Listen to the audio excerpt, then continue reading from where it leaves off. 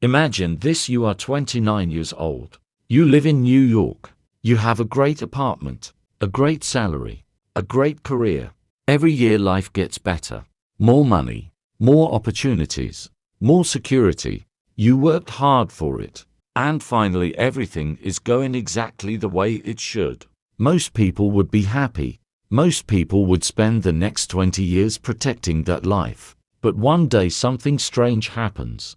You see a number. Just a number. At first it doesn't seem important. But for some reason you can't stop thinking about it. You go home and it's still in your head. You wake up the next morning and it's still there.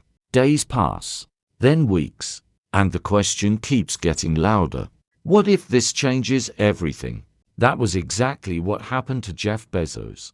At the time he wasn't famous. Nobody knew his name. There was no Amazon, no private jets, no billions of dollars. Just a smart guy working in finance, like thousands of other smart people in New York. And that's what makes the story interesting. Because if you looked around that office back then, Jeff Bezos wasn't the richest person in the room. He wasn't the most powerful person in the room. He wasn't even the most experienced person in the room. But he saw something that almost everyone else missed. A report showed that internet usage was growing at more than 2,300% per year. Today that sounds impressive. Back then it sounded weird. Most people didn't care. Why would they? The internet was slow, ugly, complicated. You couldn't watch videos. You couldn't scroll social media. Most websites looked terrible. To many people it felt like a toy. Not a business. Not an opportunity. Certainly not the future. But Bezos kept thinking about it. And the more he thought about it, the more uncomfortable he became. Because suddenly his comfortable life didn't feel so comfortable anymore. He started asking himself questions. What if this thing becomes huge? What if 10 years from now everyone is using it? What if the world changes and I'm sitting here doing the same thing? That's when he found himself facing a decision that most people eventually face. Not a business decision. Not an investment decision. A life decision. Do you stay where it's safe? Or do you take a chance on something that might completely fail? And here's the part most people don't know. Jeff Bezos wasn't brave because he wasn't scared. He was terrified. The idea sounded crazy. An online bookstore. In the 1990s. To most people it was ridiculous. And yet he couldn't let it go. 4 weeks that idea stayed in his head. The strange thing was nothing had actually changed. He still had the same job, the same salary, the same life, but now he was looking at everything differently. Have you ever had a moment like that? A moment when you suddenly realize that the world might be changing, and everyone around you is acting like nothing is happening. That's exactly where Bezos found himself. The more he studied the internet, the more convinced he became that something huge was coming. Not next month, not next year, something much bigger. The problem was nobody could prove it. There were no success stories, no giant internet companies, no examples to follow. Today starting an online business sounds normal. Back then it sounded insane. Imagine telling someone in 1990 for that one day people would buy books online, then electronics, then clothes, then groceries, and eventually almost everything. Most people would have laughed. And many people did. That's why this decision was so difficult. Not because Bezos didn't see the opportunity, but because he did. And opportunities are dangerous. Because once you see them, you can't pretend they don't exist. Every day, he stayed at his job. A question kept following him around. What if I'm right? And what if I do nothing? Years later, Bezos would talk about a framework. He used to make one of the biggest decisions of his life. A surprisingly simple idea. He imagined himself at 80 years old. Not next year. Not 10 years later. 80. Then he asked himself a question. When I'm 80, what am I more likely to regret? Trying and failing, or never trying at all? Think about that for a second. Most people make decisions based on what might happen next week. or next month. Bezos tried to look decades into the future. And from that perspective, the answer became surprisingly clear. He realized something important. If Amazon failed, he could live with that. If he lost money, he could live with that. If people thought he was crazy, he could live with that. But there was one thing he wasn't sure he could live with: the feeling of spending the rest of his life wondering what might have happened if he had taken the chance. That was the moment everything changed. Because the decision was no longer about money. It was no longer about business. It was about regret. And suddenly staying where he was felt riskier than leaving. Of course, knowing what to do and actually doing it are two completely different things. It's easy to talk about taking risks. It's much harder when the risk is real. Because at that point Jeff Bezos wasn't some future billionaire. He was just a guy with a great career. A career he had spent years building. The kind of career people dream about. The kind of career parents are proud of. The kind of career that makes people say, "Don't mess this up." And yet the idea wouldn't leave him alone.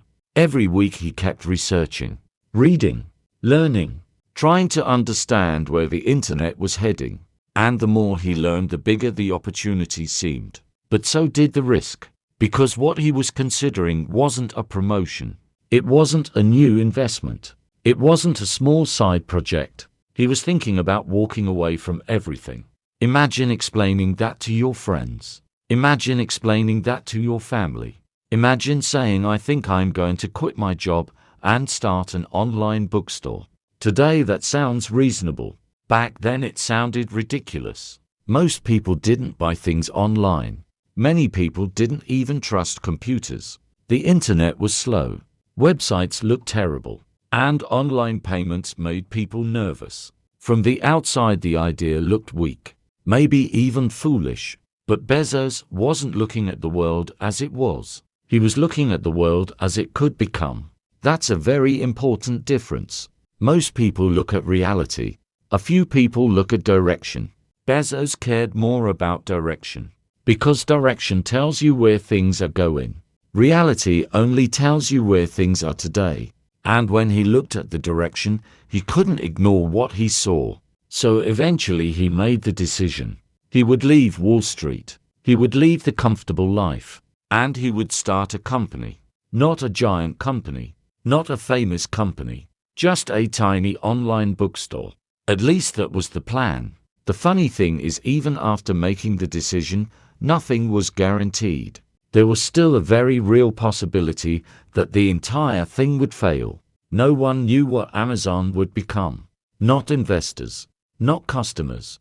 Not even Jeff Bezos himself. All he knew was this: if he was wrong, he would survive. But if he never tried, that question would follow him forever. What if? And sometimes those two words can be heavier than failure itself. So Bezos made his choice. And once he made it, things started moving fast. He left New York, packed his things, and headed west. During the trip, something interesting happened. The business wasn't even fully built yet, but Bezos was already working on it, planning, thinking, writing ideas down, trying to figure out how an online bookstore could actually work. Remember, this was the mid-1990s.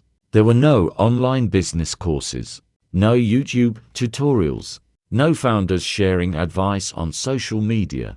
Nobody had a map. Every step felt uncertain. Every decision felt like a guess. Eventually Jeff Bezos and his wife arrived in Seattle. And that's where Amazon began. Not in a giant office. Not in a glass skyscraper. Not with hundreds of employees. Just a small team. A few desks. A lot of uncertainty. And a dream that sounded crazy to most people. In the beginning, Amazon was just a website that sold books. That's it. Books. Not phones. Not electronics. Not groceries. Just books. Bezos chose books for a simple reason. There were millions of different titles available. Far more than any physical bookstore could keep on its shelves. The internet solved that problem. At least in theory. But theory and reality are very different things. Because building the website was one challenge. Getting customers was another. And convincing people to type their credit card information into a website. That was an entirely different challenge. Most people didn't trust the internet. Many had never bought anything online before. Some were afraid their money would be stolen. Others simply didn't see the point. So every order mattered. Every single one. According to the story, Amazon had a bell in the office. Whenever someone placed an order, the bell would ring. At first, everyone would stop what they were doing. They would look at each other, smile, celebrate. A customer, a real customer, someone they had never met, buying a book through the internet. It felt incredible. But something funny happened. As more orders started coming in, the bell rang more often, then more often, then so often that it became annoying. Eventually they stopped using it, not because they didn't care, but because there were simply too many orders. For the first time, the idea was starting to work. The strange thing is, from the outside it still didn't look impressive. Amazon wasn't making headlines. Most people still didn't understand it. Many still believed it would fail. But beneath the surface, something important was happening. The internet was growing. Customers were coming. And little by little, the future Bezos had imagined was beginning to appear. Not all at once, not overnight, but one order at a time. Looking back today, it's easy to think the outcome was obvious. Of course, Amazon succeeded. Of course, the internet changed the world. Of course, Jeff Bezos became one of the richest people on earth. But that's not how it felt at the time. When you're looking at the past, everything seems clear. When you're living through it, nothing is. And that's probably the most important part of the story. Because the lesson isn't really about Jeff Bezos. It's about how people respond when opportunity appears. Think about it. Millions of people saw the internet. Millions.